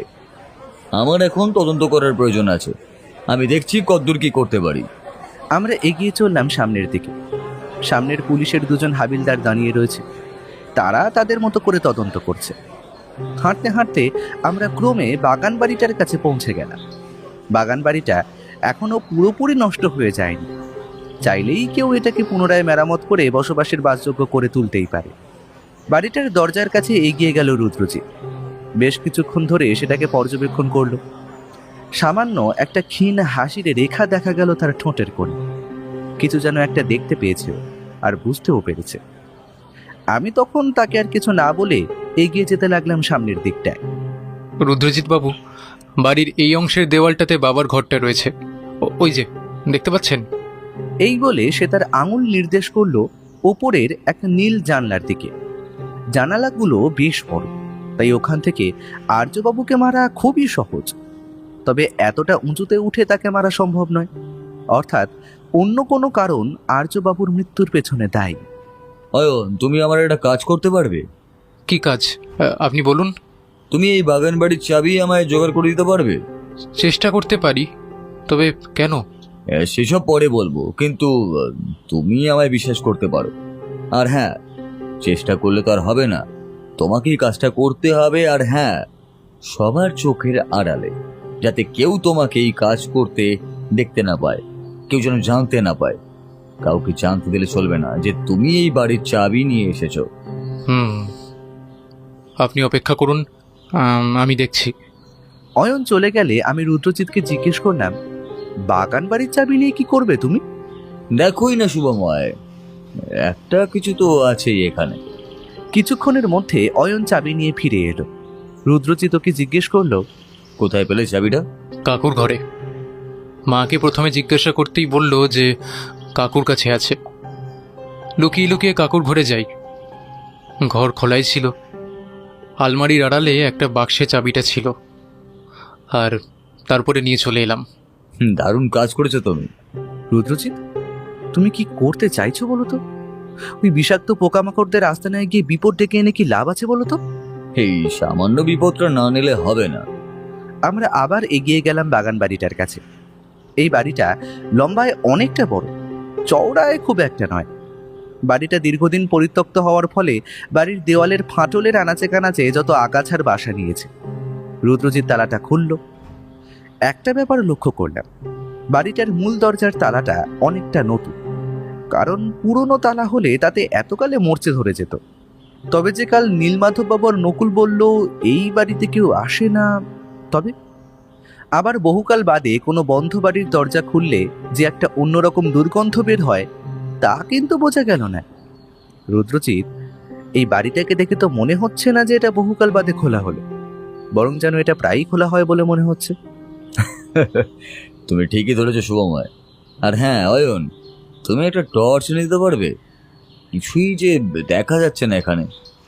অয়ন টর্চ আনতে চলে গেল। ভেতরের অন্ধকার বাড়িটাকে গ্রাস করেছে। অন্ধকারে কিছুই বোঝা যাচ্ছে না যে ভেতরে কি আছে। অয়ন কিছুক্ষণ বাদেই টর্চ হাতে ফিরে এলো। রুদ্রজিৎ টর্চ জ্বালতেই দেখলাম যে বাড়ির ভেতর অনেকটা বড় জায়গা। বাড়িটা প্রথমত একতলা, তারপর ভীষণ লম্বার জন্যে বাড়িটাকে ভেতর থেকে অতিকায় দেখাচ্ছিল। বাড়িতে দুটো ঘর, তাও সেগুলো ছোট ছোট। একদম সামনের দিকে খানিকটা মঞ্চের মতো করা আছে। সম্ভবত এককালে এখানে নাচ গান হতো। তবে সব জায়গায় এত বনাগাছা জন্ম নিয়েছে যে বাড়িটার বেশি ভিতরে যাওয়া সম্ভব নয়। রুদ্রজিতের কথা অনুযায়ী আমরা বাড়ির প্রথম ঘরটা খোলার জন্য এগিয়ে গেলাম। তবে সেটাকে শত চেষ্টার পরেও খোলা গেল না। বহুকাল ধরে সেটাকে না খোলার জন্য সেটা কোনো কারণে আর খুলছে না। এবারে আমরা এগিয়ে গেলাম দ্বিতীয় দরজাটার কাছে। সেটাতে একবারে হ্যাঁচকা টান মারতেই দরজাটা খুলে গেল। রুদ্রজিৎ তার হাতে থাকা টর্চের আলো তুলে ধরল। সেই আলোতে আমরা দেখলাম যে ঘরের মাঝে একটা চেয়ার, আর তার পাশে পড়ে আছে কিছু দড়ি। আমাদের আন্দাজটাই সঠিক, এই ঘরে কিছু না কিছু হয়েছে। রুদ্রজিৎ, তাহলে কি? হ্যাঁ, তুমি ঠিকই ধরেছ, এই ঘরেই কৌশিককে বেঁধে রাখা হয়েছিল। তবে এখন জানতে হবে কে কে বেঁধে রেখেছিল কৌশিককে। তাহলে ওই ছেলেটা অপরাধী নয়? হয়তো নয়, এর সম্ভাবনা সব থেকে কম। আর কে যে আসল অপরাধী তা আজ রাতেই প্রমাণ হবে। অয়ন, তোমাকে যে আরেকটা কাজ করতে হবে। কি কাজ? আগে বলো, বিকেলের দিকে এইদিকে কেউ আসে না তো? না না, এদিকে সেরকম কেউ আসে না, তবে নিতাই মাঝে মাঝে আসে। ও প্রায় হাওয়া খেতে এদিকে আসে। তাহলে শোনো, আজ বিকেলে আমি আর শুভময় এখানে আসবো, আর এই বাড়িরই আশেপাশে একটু কোথাও লুকিয়ে থাকবো। তুমি মনে করে যেন সন্ধ্যার সময় চলে এসো। আর হ্যাঁ, সাথে করে দুটো টর্চ আর একটা মশা মরা ধূপ আনবে। আমার মনে হচ্ছে অপরাধী হয়তো তোমাদের ফাঁসাতে চাইছে, না হলে অন্য কিছু ব্যাপার রয়েছে এর পেছনে। এইসব কিছুই জানা যাবে আজ রাতে। যে অপরাধী সে আজ অবশ্যই আসবে। অয়ন মাথা নাড়ালো। রুদ্রজিতের মুখ দেখে যা বুঝলাম, ও এখন আত্মবিশ্বাসী। আমরা সন্তর্পণে বাড়ি থেকে বেরিয়ে এসে চাবিটা লাগিয়ে দিলাম। শুভময়, তুমি এখন বাড়ি যাও, আমি একটা কাজ মিটিয়ে আসছি। কি কাজ? একবার থানায় যেতে হবে, সবকিছু জানিয়ে দিয়ে আসবো ওদের, আর বলে আসবো সন্ধ্যার দিক করে যেন ওরা বাড়ির বাইরেই থাকে। বেগতিক বুঝলে যেন ওরা আমাদের সাহায্য করতে পারে। ঠিক আছে, সাবধানে যেও। আমি বাড়িতে ফিরে এলাম। আজ সারাদিন যে পরিশ্রম হবে তার কথা ভেবেই খেয়ে দিয়ে একটু ঘুমিয়ে নিয়েছিলাম। তবে আসল ব্যাপারটা হচ্ছে, রুদ্রজিৎ এখনো ফিরে আসেনি। বেলা 12টা বাজতে চললো, এখনো ফিরল না। সেই কোন সকালে বলে গেল যে থানায় যাচ্ছি, এতক্ষণ লাগে? আমি বেরোলাম থানার উদ্দেশ্যে, কারণ বাড়িতে চুপ করে বসে থেকে তো কোনো লাভ নেই। থানায় পৌঁছতে লাগলো আধ ঘন্টা মতো। ওখানে পৌঁছে আমি খোঁজ করতে লাগলাম মীরেন বাবুর। তবে একজন হাবিলদারের কাছে শুনলাম যে উনি নাকি ছুটিতে আছেন। আমি ফ্যাসাদে পড়লাম। চুপ করে থানার ভেতরে থাকা একটা চেয়ারে বসে পড়লাম। চিন্তা হতে লাগলো, এখন কি করব, কার কাছে যাব? আমায় হতাশ হয়ে বসে থাকতে দেখে সামনে থেকে কারো একটা ডাকে আমার হুঁশ ফিরে এলো। একজন পুলিশের আধিকারিক। উনি আমায় বললেন, আমার নাম ধৃতিমান সান্যাল, আর আপনিই তো শুভময় বাবু, মানে রুদ্রজিৎ বাবুর বন্ধু। আপনি কি কিছু বলবেন? আমার বন্ধু মানে রুদ্রজিৎ, সে কি এসেছিল এখানে? হ্যাঁ, এসেছিল, তবে সে তো কোন সকালে আমার সাথে কথা বলেই চলে গেছিল। আমি থমকে গেলাম। এই আশঙ্কাই আমি করছিলাম। আমি বললাম, কিন্তু ও তো বাড়িতে ফেরেনি। কি? আপনারা দয়া করে কিছু একটা করুন। সে তো অবশ্যই। আমার মনে হচ্ছে কি এটা ওই দুষ্কৃতীদেরই কাজ। ওরা কোনোভাবে রুদ্রজিৎ বাবুকে অপহরণ করে নিয়েছে। তাহলে এখন কি করবেন? শুনুন তাহলে, আমার যতদূর মনে হচ্ছে রুদ্রজিৎ বাবুকে আমরা পাবো কৌশিক নামে ছেলেটার সাথেই। তাই আমার মতে আমরা রুদ্রজিৎ বাবুর পরিকল্পনাতেই তৈরি হয়ে থাকব। আজ সন্ধ্যের দিকে আমি আমার দল নিয়ে যাব সেন বাড়িতে। আপনার আর রুদ্রজিৎ বাবুর তো বিকেলে যাওয়ার কথা ছিল। হ্যাঁ, বিকেলেই আমরা যেতাম। তাহলে তো হয়েই গেল। আজ বিকেলেই আপনি পৌঁছে যাবেন। আর হ্যাঁ, চেষ্টা করবেন সবার চোখের আড়ালে থাকতে, ঠিক আছে? ঠিক আছে। আপনি এখন সাবধানে বাড়ি ফিরে যান। রুদ্রজিৎ বাবুর কিছুই হবে না, আমি আপনাকে কথা দিচ্ছি। দুপুরের ঘুম এলো না। চিন্তাতে মাথাটা যন্ত্রণায় ছিঁড়ে যাচ্ছে। কৃষ্ণাকুমারী দুপুরে কিচ্ছু খায়নি। রুদ্রজিতের জন্য চিন্তা করছে সে, সেই থেকে কেঁদে চলেছে। আমিও সেরকম কিচ্ছু খাইনি। প্রত্যেক দিন ওষুধ খাই, তাই বাধ্য হয়ে সামান্য মুখে দিয়েছি। আসলে রুদ্রজিৎকে ছেড়ে মাঝে মাঝে এরকম আমায় করতে হয়েছে। কখনো কখনো তো রুদ্রজিতের প্রচণ্ড প্রাণের ঝুঁকি ছিল, তখনও আমি ওকে বাঁচিয়েছি। তবে আজ কেন জানি না প্রচণ্ড ভয় লাগছে। দেখা যাক কি হয়। বিকেলে আমি একাই রওনা দিলাম সেনবাড়ির উদ্দেশ্যে। নিজের মনকে শক্ত করে বুঝিয়ে নিয়েছি যে আমায় পারতেই হবে, তবে সে যে করেই হোক। সেনবাড়ির সামনে পৌঁছতেই লক্ষ্য করলাম যে বাড়ির সামনে কেউই নেই। তবে আমি কোনো রকম ঝুঁকি নিলাম না। ফটকের পাশগুলো দেখতে লাগলাম, কোনো দিক দিয়ে পাঁচিল টপকানো যাবে কিনা। এক জায়গায় পাঁচিলের একটা অংশ ভেঙে গেছে, সেখান থেকে চেষ্টা করলে ওপারে যাওয়া যেতে পারে। এই ভেবে দুবার চেষ্টা করে ব্যর্থ হলে তার পরের বার শেষ পর্যন্ত পাঁচিল টপকানো গেল। যেখানে আমি নামলাম সেখানটা বনে ভর্তি, সম্ভবত এটা বাড়ির পেছন দিকটা। আমি হাঁটতে শুরু করলাম। এই দিকটা বাগানের অংশে পড়ে না। এখান থেকে বোঝা যাচ্ছে যে সেন বাড়িটা কত বড়। কিছুক্ষণ হাঁটার পর পৌঁছলাম বাগান বাড়িটার কাছে। সেখানে কাউকে দেখা যাচ্ছে না। বাড়িটার একটা ভাঙা জানালা দিয়ে উঁকি মারলাম, না, কেউ নেই। এই ফাঁকা জায়গা যে কিভাবে সময় কাটাবো তাকেই জানে। রুদ্রজিৎ থাকলে গল্প করে সময়টা কেটে যায়, একা থাকলে সেইটা আর হয় না। ধীরে ধীরে সন্ধ্যা হতে লাগলো। এমন সময় দূর থেকে কারো এই দিকে আসার পায়ের আওয়াজ শুনতে পেলাম। ভালো করে লুকিয়ে পড়লাম একটা গাছের পেছনে। পায়ের আওয়াজটা আরো জোরে শোনা যেতে লাগলো।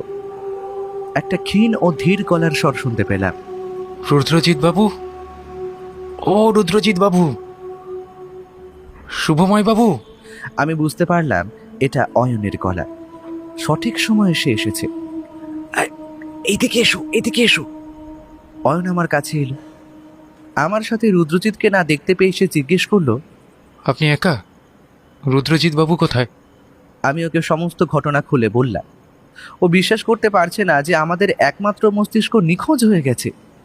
ধৃতিমান বাবু কখন আসবে? এতক্ষণে তো চলে আসার কথা, তবে ওরা ফটকের বাইরে থাকবে। বেগতিক না দেখলে ওরা আসবে না। আমরা চুপ করে বসে রইলাম। রাত 9টা বাজতে চলল। আমার ভয় হতে লাগলো। আদেও ওরা আসবে তো? যদি না আসে তাহলে কি হবে? কোথায় খুঁজবো আমি রুদ্রজিৎকে? কি জবাব দেব আমি কৃষ্ণা কুমারীকে? এইসব ভাবতে ভাবতে চোখের কোণে জল নেমে এলো। এমন সময় আমার কাঁচটা ধরে অয়ন নাড়িয়ে দিল। একটা শব্দ শুনতে পাচ্ছেন? হ্যাঁ। আমি কান পাতলাম। হ্যাঁ, একটা গাড়ির আওয়াজ, তাই তো। আমাদের শিকার তাহলে আজকে আসছে। কি বলেন শুভময় বাবু? একটু চুপ করো, আগে নিশ্চিত হয়ে নেওয়া যাক এটা ওরাই কিনা। আরো কিছুক্ষণ এইভাবে কাটার পর দেখতে পেলাম কিছু লোক এই দিকে, এই বাড়ির দিকেই আসছে। যাক, শেষ পর্যন্ত ওরা এলো। এখন পরিকল্পনা অনুযায়ী সবকিছু ভালোই ভালোই মিটলে হয়। লোকগুলো দরজা খুলে বাড়ির ভেতরে পৌঁছে গেল। আমার একটু খটকা লাগলো। ওরা চাবি পেল কোথায়? অয়ন, ওরা চাবি কোথায় পেল? হয়তো অন্য কোনো একই চাবি হবে। আমরা যে গাছের গুড়ির পেছনে লুকিয়েছিলাম তার সামনে থাকা ভাঙা জানলার ভেতরের ঘরে একটা আলো হঠাৎ করেই জ্বলে উঠল। অয়ন, তুমি তাড়াতাড়ি করে ধৃতিমান বাবুদের, মানে পুলিশদেরকে ডেকে আনো। অয়ন চলে গেলে আমি জানলা দিয়ে আমার মুখটা বাড়ালাম। হঠাৎ করে তীব্র আলোর রেশ আমার চোখে ধাঁধা লাগিয়ে দিয়েছিল। চোখটা একবার মুছে ভেতরে তাকালাম। এটা আমি কাকে দেখছি? এটা যে সুদর্শন বাবু। আমি জানতাম, রুদ্রজিৎ জানতো যে এই লোকটার হাত রয়েছে এর পেছনে। তবে কি এই সেই অপরাধী? মনে হয় না। তারপরে আমি যাকে দেখলাম তাতে আমার সবকিছুতেই অবিশ্বাস হতে শুরু করলো। যাকে দেখে আমার গায়ের রক্ত জল হয়ে গেল সে আর কেউ নয়, নীলমাধব বাবু। তবে এই সেই শয়তান যে এই কাণ্ডগুলোর মূল মাথা। চেয়ারে বসে রয়েছে একটা ছেলে। এটা সম্ভবত কৌশিক, যাকে সবাই অপরাধী ভেবেছিল। তবে রুদ্রজিৎ কোথায়? কিছু হলো না তোর? উত্তেজনায় কি করব বুঝতে না পেরে ছুটে চলে গেলাম বাড়ির ভেতরে। দরজা খোলা ছিল, বাইরে কেউ নেই দেখে ঢুকে পড়লাম। হাতে টর্চ ছিল না। আলোর উৎসকে দেখে তার দিকে ছুটতে লাগলাম। ঘরটার কাছে পৌঁছে দাঁড়িয়ে গেলাম। দরজাটা খোলা। ভেতর থেকে তাদের গলার আওয়াজ শুনতে পাচ্ছি। উকি মেরে গোটা ঘরটা এক মুহূর্তের জন্য চাক্ষুষ করে দেখলাম যে ঘরের ভেতরে রয়েছে নীলমাধব বাবু, সুদর্শন বাবু আর কৌশিক। রুদ্রজিৎকে সেখানে সত্যিই দেখা গেল না। আমি কান পেতে তাদের কথাগুলো শুনতে লাগলাম। কেউ যেন বলছে, দলিলটা দিবি কিনা বল, না হলে তোর অবস্থাও খারাপ করে দেব আমি। বুঝতে পারলাম যে এটা নীলমাধব বাবুর গলা। তবে আমি ভাবতে লাগলাম, রুদ্রজিৎ কোথায় গেল? ওরা কিছু করে দেয়নি তোর? আবার কান পাতলাম। এবার বলছে, এইটুকু ছেলের পেটে পেটে এত, হ্যাঁ? আর্যবাবুর হয়ে কাজ করে তোর কি হলো, হ্যাঁ? বরং ওইটা আমাদের দিয়ে দে, তাতে তোকেও আমরা কিছু টাকা দেব। গলাটা শুনে বুঝতে পারলাম এই গলাটা সুদর্শন বাবুর। দেবী কিনা বল। কিছুতেই তোদের মতো শয়তান লোকদের আমি কখনোই দলিলটা দেব না। তোরা তোরা আমার বাবার তুল্য মানুষটাকে মেরেছিস, সাথে সাথে ওই নির্দোষ দারোয়ানটাকেও। কি দোষ ছিল ওদের? লোকগুলো হাসতে লাগলো। ওরা কথাবার্তা বলছিল। এমন সময় কেউ একজন আমার পিঠে হাত রাখলো। আমার পিঠে কে হাত রাখলো? ভয়ে আমার হৃৎপিণ্ড বেরিয়ে আসতে চাইল। পেছন ফিরে তাকাতেই চমকে উঠলাম, রুদ্রজিৎ। চুপ করো, আর এখন বাইরে চলো, কোনো কথা বলবে না। আমি প্রচণ্ড চমকে গেছি। আমার মাথায় কিচ্ছু ঢুকছে না, কি করা উচিত তাও বুঝতে পারছি না। আমি আর রুদ্রজিৎ বাইরে বেরিয়ে এলাম। তুমি এইখানে কি করে এলে? তুমি কি জানো সারাদিন আমি তোমায় কত খুঁজেছি? সব বলবো বন্ধু, তবে আগে এই শয়তানগুলোকে শায়েস্তা করতে হবে। আমি অনেকক্ষণ হলো অয়নকে ধৃতিমান বাবুতে ডাকতে পাঠিয়েছি, এখনো তো এলো না। হয়েছে, ওই দেখো। এই বলে রুদ্রজিৎ নিজের একটা আঙুল দূরে নির্দেশ করলো। দূরে তাকাতেই দেখলাম কটা টর্চের আলো এই দিকেই আসছে। আমার বুঝতে বাকি রইল না যে এরা ধৃতিমান বাবুর লোক। ভেতরে ভেতরে যে ভয়ের জন্ম নিয়েছিল তা ক্রমে সাহসে পরিণত হলো। লোকগুলো আমাদের কাছে এগিয়ে এলো। ওদের মধ্যে ছিল অয়ন আর ধৃতিমান বাবু। রুদ্রজিৎ বাবু, আপনি এখানে কি করে এলেন? আপনি তো নিখোঁজ হয়ে গিয়েছিলেন। ধৃতিমান বাবু, আমি সবাইকে সবকিছু বলবো, তবে সেটা পরে। এখন এই মুহূর্তে আমাদের ওই লোক দুটোকে ধরতে হবে।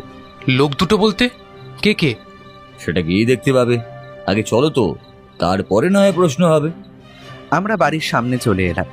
বাড়ির ভেতর থেকে এবার একটা চাপা চিৎকারের আওয়াজ শুনতে পাওয়া যাচ্ছে। আমরা দৌড়ে পৌঁছে গেলাম ঘরটার কাছে। বেশি কিছু না ভেবে ঘরে ঢুকে গেলাম। ঘরে গিয়ে দেখি আর এক অবাক কাণ্ড। মেঝেতে লুটিয়ে আর্তনাদ করছে সুদর্শন বাবু। কেউ ওর হাঁটুতে গুলি করেছে। কৌশিক চেয়ারে মুখ বাঁধা অবস্থায় বসে আছে। আমাদের হঠাৎ আগমনে নীলমাধব বাবু দিকবিদিক জ্ঞান শূন্য হয়ে গুলি ছুঁড়তে লাগলো। ধৃতিমান বাবু তার তুখোড় কৌশলের সাহায্যে তার হাতে একটা গুলি করলো। হাবিলদার, এই দুটোকে এক্ষুনি ধরো। আমি গিয়ে কৌশিকের মুখে বাঁধা কাপড়টা খুলে দিলাম। সবাই একটা স্বস্তির নিঃশ্বাস ফেলল। দূরে দাঁড়িয়ে সব দেখছিল অয়ন। ওর চোখে জল। নিজের প্রিয়জনের কাছে ঠকে গেলে যে কি কষ্ট হয় তা এখন বুঝছে অয়ন। রুদ্রজিৎ বাবু, আমি জানি যে আমার বাবার মৃত্যুর জন্য আমিই দায়ী। যদি আমি আমার বাবার পাশে এসে দাঁড়াতাম তাহলে হয়তো আমার বাবা আমাদের ছেড়ে চলে যেতেন না। আমি এরকমই একটা আশঙ্কা করেছিলাম। আমার বাবা এত ভালো মানুষ ছিল বলেই সবাই তাকে বিভিন্নভাবে ঠকিয়েছে। তুমি নিজেকে সামলাও। দেখো, যা হওয়ার তা হয়ে গেছে। তোমার বাবার যে আত্মার শান্তি পেয়েছে, এটাই কি এখন কম আনন্দের কথা? অয়ন, তুমি ভেঙে পড়ো না। আপনারা তো জানতে চাইছিলেন যে কি করে হলো, এর পিছনের আসল ঘটনাটাই বা কি। অবশ্যই রুদ্রজিৎ বাবু, যখন বলতেই হবে তখন সবাইকে বলাই ভালো। আপনারা সবাই চলুন সেন বাড়িতে, ওখানেই আমি সবকিছু আপনাদের বলবো। রাত এই মুহূর্তে 10টা। চারিদিকটা নিস্তব্ধ। দূরে একটা পেঁচা ডেকে চলেছে। আমরা সবাই সেন বাড়িতে চলে এসেছি। ওপর থেকে সবাই নেমে এসেছে রুদ্রজিতের মুখে ঘটনার বিবরণ শুনবে বলে। রুদ্রজিৎ, এবারে বলতে শুরু করো। আপনারা সবাই জানতে চাইছিলেন না যে আর্যবাবুর মৃত্যুর পেছনে কে দায়ী? সেটাও হলো এই সুদর্শন বাবু আর তার ভাই নীলমাধব বাবু। এবার কি করে আর্যবাবুকে নীলমাধব বাবু মারল সেটা আমি সবটাই শুনেছি যখন আমাকে এরা তখন অপহরণ করেছিল। তার আগে বলি, সেদিন রাত্রে, মানে সুদর্শন বাবুর জন্মদিনের রাত্রে কি হয়েছিল। তার জন্মদিনে নিমন্ত্রিত ছিলেন আর্যবাবু আর নীলমাধব বাবু। নীলমাধব বাবু আমাদের বলেছিলেন যে তার নাকি শরীর খারাপ হয়েছিল, সেই জন্যই নাকি তার বদলে কৌশিক যায়। আসলে এটা পুরোটাই মিথ্যে কথা। সেখানে কৌশিক যায়নি, গিয়েছিলেন নীলমাধব বাবু। সাথে নিয়ে গেছিলেন এই বাড়ির দলিলের সমস্ত কাগজপত্র। আসলে আর্যবাবু এই বাড়ির প্রধান ছিলেন। তার বাবা তাকেই এই বাড়ির সমস্ত সম্পত্তি লিখে দিয়ে যান। তিনি আর সুদর্শন বাবু ঠিক করেন যে আর্যবাবুকে জোর করে নেশা করিয়ে তাকে দিয়ে সমস্ত কাগজে সই করিয়ে নেবেন। আর কাজটাও হয়ে যায়। আর এতে সুদর্শন বাবুও যে বাড়ির অর্ধেক সম্পত্তি পাবেন, এই কথাও ঠিক হয়ে যায়। পরদিন আর্যবাবু যখন জানতে পারেন যে তার নিজের ভাই তার সাথে বেইমানি করেছেন, তিনি ভেতরে ভেতরে ভেঙে পড়েন। নিয়মিত অফিসে যাওয়া ছেড়ে দেন। তিনি তার ভাইকে প্রচন্ডই ভালোবাসতেন। ভাই যে তাকে এরকম ভাবে ঠকাবেন তা তিনি মানতে পারেননি। এমন সময় সুদর্শন বাবু মাঝে মধ্যেই তার সাথে দেখা করতে আসতেন এবং তার অংশের টাকা চেয়ে যেতেন। তবে আর্যবাবু প্রত্যেকবারের মতোই তার কাছে সময় চাইতেন। পরে তিনি এইসব কথা বলেন কৌশিককে। কৌশিক এক কথা দারুণ ছেলে। এটুকু বয়সে এত সাহস আর ধুরুন্ধার বুদ্ধি কমজনেরই থাকে। সে আর্যবাবুকে বুঝিয়ে বলেন যে তাদের আটকানো দরকার, না হলে তাদের গোটা পরিবারেরই বিপদ। তখন তিনি বোঝেন আর কৌশিককে কাজ শুরু করতে বলেন। কৌশিক অত্যন্ত গোপনে নীলমাধব বাবুর ঘরে গিয়ে আলমারি খুলে সেই কাগজগুলো ছেলে ফেলে দেয়। আর্যবাবু ঠিক করেন যে সমস্ত সম্পত্তি তিনি লিখে দেবেন অয়নের নামে। কাজ শুরু করেন কৌশিক। কাজ প্রায় হয়ে গিয়েছিল, তবে এমন সময় সব ঘটনা জানতে পেরে যান নীলমাধব বাবু। তিনি ঠিক করেন যে আর্যবাবুকে এবার মারতেই হবে। সেদিন নীলমাধব বাবু কিন্তু অফিসে আসলে যাননি। তিনি আর্যবাবুর বাইরে বেরোনোর সুযোগ নিয়েই তিনি ঘরে লুকিয়ে যান। আর্যবাবু ঘরে এলে তিনি তাকে গুলি করে বাথরুমে লুকিয়ে পড়েন। সবাই তখন দরজা ভেঙে ভিড় করে দেখে, আর ঠিক তখনই সেই ভিড়ে নীলমাধব বাবু মিশে যান তাদেরই সাথে। এবার সুদর্শন বাবু তার লোকেদের সাহায্যে কৌশিককে অপহরণ করে সম্পত্তির কাগজ খুঁজতে লাগেন। কিন্তু কৌশিক সেই কাগজ দিতে রাজি নয়। সে অত্যন্ত গোপন জায়গায় সেটা লুকিয়ে রেখেছিল। এই সময় নীলমাধব বাবু তার বুদ্ধি লাগাতে শুরু করেন। তিনি আমায় এই কেসটা নিতে বলেন, আমিও নিই। তিনি বলেন যে তার সন্দেহ দুজন লোক, কৌশিক আর সুদর্শন বাবু। সুদর্শন বাবুর নাম করার কারণ আমি এখন বুঝতে পারছি। তিনি চেয়েছিলেন সম্পত্তির কাগজ পেয়ে গেলে তিনি সুদর্শন বাবুকেও মেরে দেবেন, আর আর্যবাবু মারা যাওয়ার পর যে পুরো সম্পত্তি তার কাছেই আসবে তা তিনি বুঝে যান। সেই জন্যই তিনি আজ সুদর্শন বাবুর ওপর গুলি চালায়। সে যাই হোক, নকুলকে মারার কারণ হলো তার সবকিছু বলে দেওয়ার প্রবণতা। নকুল আমাদের সব গুরুত্বপূর্ণ কথা বলে দিচ্ছিল। সেজন্য নীলমাধব বাবু তার পথের কাঁটাকে সরিয়ে ফেলে। আর যখন আমি থানা থেকে বেরিয়ে গাড়ির জন্য দাঁড়িয়েছিলাম, তখন আমায় সুদর্শন বাবু আমায় বাড়িতে নামিয়ে দেওয়ার জন্য বলে। আমিও রাজি হয়ে যাই। গাড়িতে চেপে দেখি সেখানে আছে নীলমাধব বাবু আর কৌশিক। তারপর ওরা আমায় অপহরণ করে। তারপরে ঘটনাটা সবটাই জানেন আপনারা। সব কি ঠিকঠাক বললাম তো নীলমাধব বাবু? ওই লোকটাকে আমি কিছু বললে লোকটা সব সময় আমার কথা ফিরিয়ে দিত। টাকা চাইলে একটা টাকাও দিত না আমাকে। নিজের ছেলের বেলায় অত অত টাকা বেরোতো, আর আমার বেলায় কিচ্ছু না, কিচ্ছু না। বেশ করেছি আমি ওকে মেরেছি, বেশ করেছি।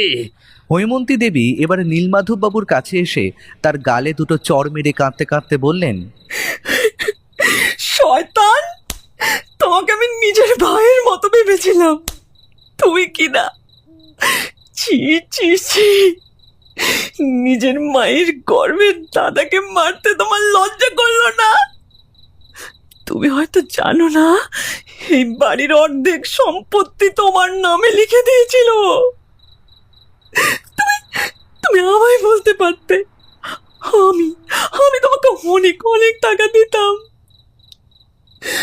তোমাকে মেরে ফেললে তুমি ওকে। নিজেকে সামলান হৈমন্তী দেবী। অয়ন, নিজের মাকে সামলাও। তাহলে রুদ্রজিৎ বাবু, আমি এদেরকে নিয়ে যাচ্ছি। আচ্ছা, আর দেখবেন যেন এক একটা লাঠির আঘাত যেন ভুলতে না পারে।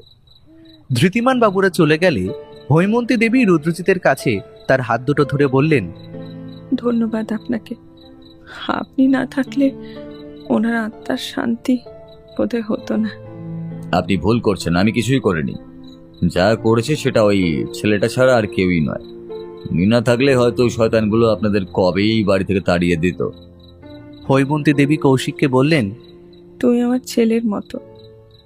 তুমি আমাদের বাড়িতে এলে আমি অনেক বিরক্ত হতাম, অনেক খারাপ ব্যবহার করেছি তোমার সাথে, তুমি কিচ্ছু বলনি।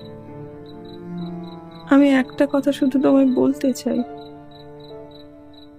তুমি কি আমার আরেক ছেলে হয়ে থাকবে আমাদের এই বাড়িতে?